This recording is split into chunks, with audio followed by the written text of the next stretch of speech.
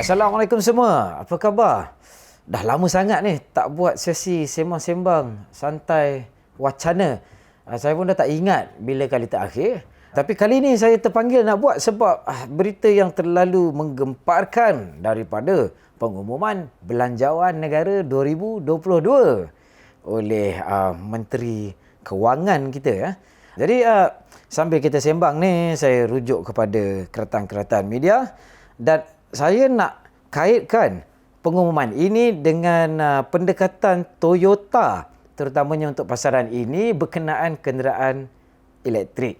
Sebelum tu, pengumuman Tengku Zafrul katanya kerajaan dah pun membuat keputusan untuk memberi pelepasan cukai 100% untuk cukai jalan, road tax. Jadi sebelum ni ramai yang merungut kata kenapa cukai jalan dinilai berdasarkan pengeluaran kuasa daripada sesebuah kereta elektrik.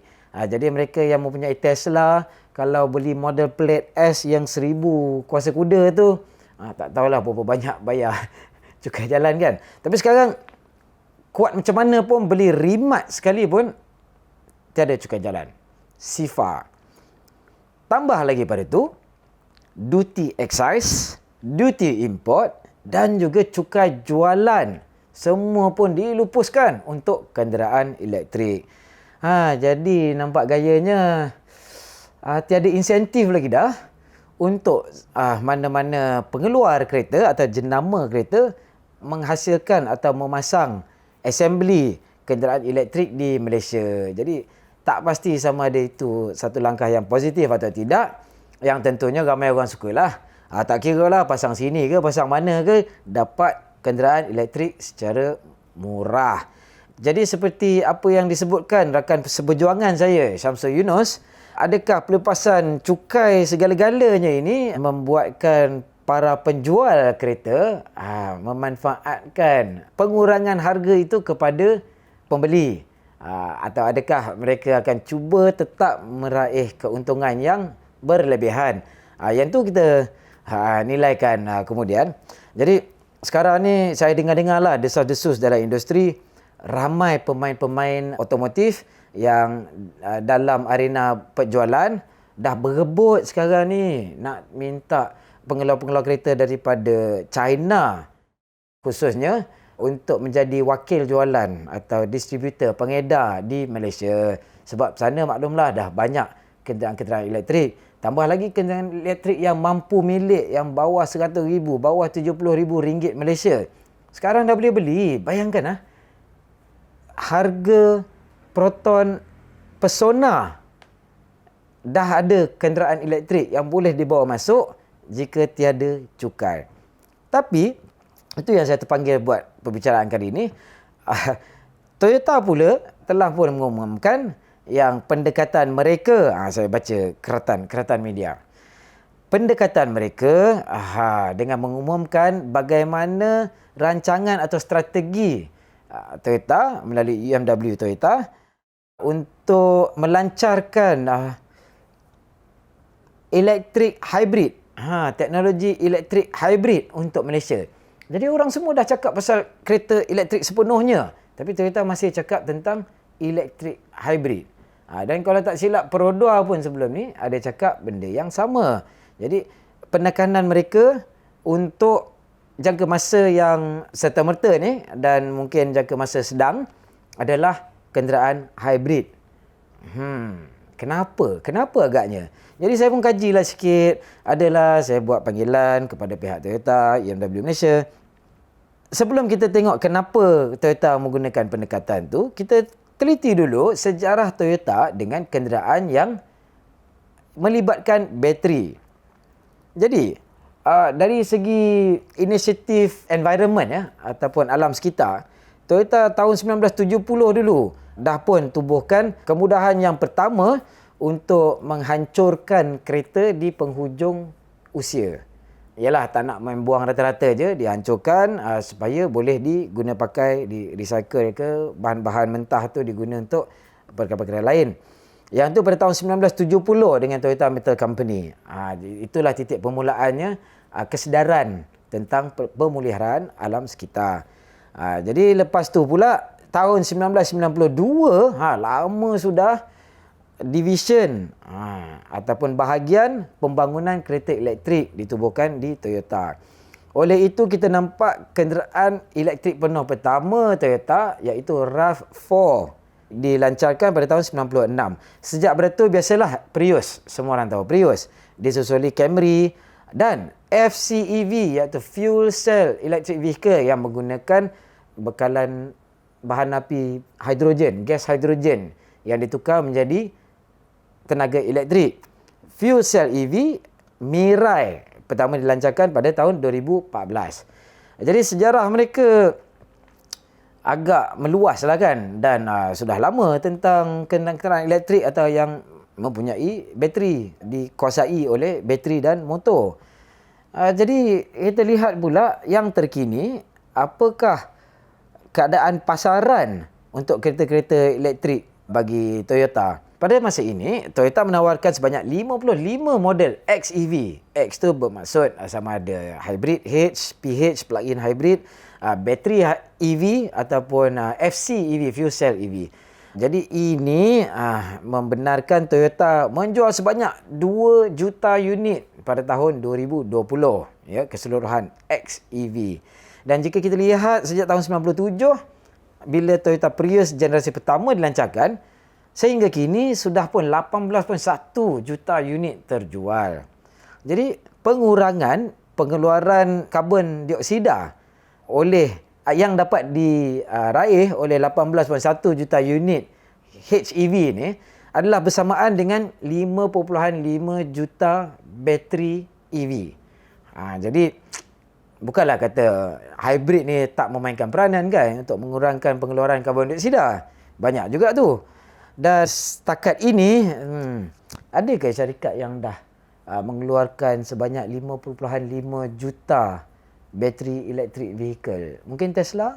Ada siapa-siapa tahu? Tesla dah melangkaui jumlah ini ke tak secara kumulatif keseluruhan sehingga kini? Tapi bagaimanapun, dengan Toyota yang mempunyai bahagian pembangunan kereta elektriknya sendiri dan juga mempunyai teknologi bateri itu sendiri, sampaikan bateri solid state pun sedang dikaji, mengapa Toyota terutama di pasaran-pasaran membangun dan Malaysia khususnya tidak sepenuhnya serta-merta menawarkan electric vehicle dengan agresifnya? Jadi akhirnya dapat juga jawapannya. Dan faktor yang utama disebut adalah full life cycle ataupun kitaran hayat lengkap. Apa maksud kitaran hayat lengkap? Ialah kita nak ada sustainability, kelestarian alam. Kita nak pastikan bukan setakat pencemaran udara daripada exhaust di kawasan bandaraya, kita lihat kepada perjalanan hayat kenderaan itu daripada penghasilan sehingga pelupusan. Itu yang penting bagi sudut pandangan Toyota. Dalam konteks masa ini, dalam ekonomi-ekonomi seperti Malaysia, contohnya, bila kita menghasilkan sebuah kereta, bekalan bahan mentah, proses untuk menghasilkan komponen-komponen, proses pemasangan di kilang pemasangan, dan proses memandu dan menyelenggara kereta sehingga ke hujung hayat di mana ia perlu dilupuskan, sebenarnya pada masa ini hybrid, ikut cakap Toyota lah, hybrid menjadi jalan penyelesaian yang lebih baik berbandingkan dengan kenderaan bateri elektrik sepenuhnya. Kenapa? Ada dua faktor. Satu, nak menghasilkan kereta elektrik ni menggunakan lebih kuasa, terutamanya pada bateri pack. Kuasa tu datang dari mana? Di pasaran-pasaran membangun, dan banyak pasaran di negara dah maju pun, kebanyakan tenaga elektrik yang dibekalkan melalui grid masih bukan tenaga hijau sepenuhnya. Di Malaysia hanya sekitar 21-22% tenaga hijau. Itu pun jika diambil kira empangan hidroelektrik yang besar. Ramai yang tak mengiktiraf empangan hidroelektrik besar sebagai tenaga lestari, sebabnya banjir satu kawasan sebesar Singapura kan, hanya untuk mengempangkan air tu untuk menjanakan arus air yang cukup kuat untuk memusing turbin menjanakan elektrik.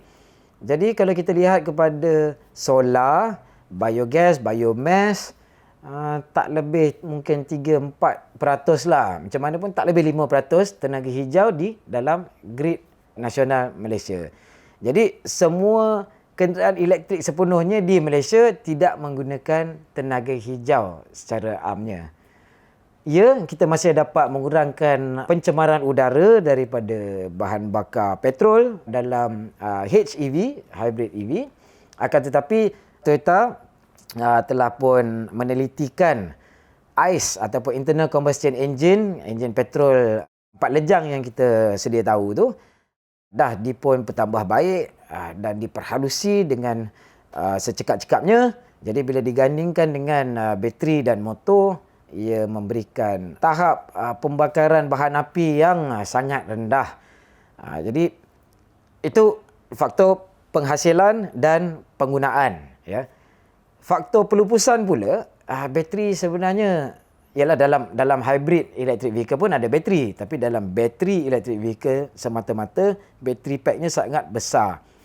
Jadi bateri ni seluruh dunia ya masih mengkaji, meneliti proses pelupusan bateri, sebab bahan-bahan mentah dalam bateri itu sebenarnya agak boleh mencemarkan alam. Jadi itu lagi satu unsur yang ditelitikan oleh pihak Toyota.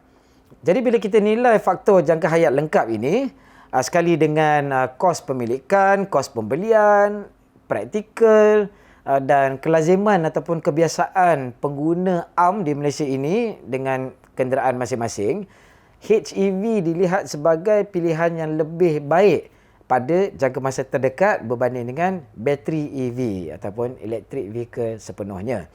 Tambah lagi, di Malaysia dengan campuran bekalan tenaga elektrik seperti yang saya sebutkan tadi, dinilaikan bahawa antara HEV dan BEV, kadar pengeluaran atau jumlah pengeluaran karbon dioksida untuk tempoh hayat 10 tahun adalah sama sahaja.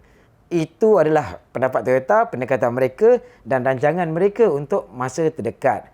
Dan hakikatnya infrastruktur dan ekosistem pengecasan di Malaysia ini belum habis memuaskan. Jadi ialah tak habis praktikal lah untuk memiliki kenderaan elektrik sepenuhnya. Tapi saya yakin infra ini akan menaik dengan pesat dan akan meluas di seluruh negara mungkin secepat hujung tahun 2022. Di mana jarak tempuh setiap kenderaan yang elektrik mampu milik pun akan memadai untuk kita sampai ke stesen pengecasan yang seterusnya tanpa putus ke seluruh pelosok Malaysia, termasuk Sabah dan Sarawak. Untuk itu kita perlukan satu dana pelaburan yang agak besar daripada pelbagai pihak untuk memastikan fast charging, ya. Pengecasan deras hadir di seluruh merata rangkaian jalan raya dan lebuh raya di Malaysia yang menggunakan voltan tinggi dan memberikan kadar kilowatt yang tinggi. Tapi ialah pelaburannya agak besar tu, dan pada masa ini macam semangat semua orang kan. Tapi kita tengok dalam bulan-bulan akan datang sama ada momentum itu akan berterusan ataupun adakah hybrid electric vehicle yang akan menjadi pemangkin untuk sementara waktu ini untuk peralihan daripada kenderaan-kenderaan petrol dan diesel kepada kenderaan elektrik sepenuhnya. Jadi sampai sini saja perbincangan pada hari ini. Saya harap topik ini dapat mencetus minda anda dan sila hadir di ruang komentar di bawah ataupun kalau rajin hasilkan video komentar anda sendiri di media-media sosial anda supaya kita boleh berinteraksi, berdialog di alam maya. Untuk video akan datang mungkin kita telitikan sikit tentang hydrogen fuel cell EV yang lebih khusus untuk kenderaan berat dan komersial. Sehingga video itu, terima kasih menonton dan selamat membeli belah.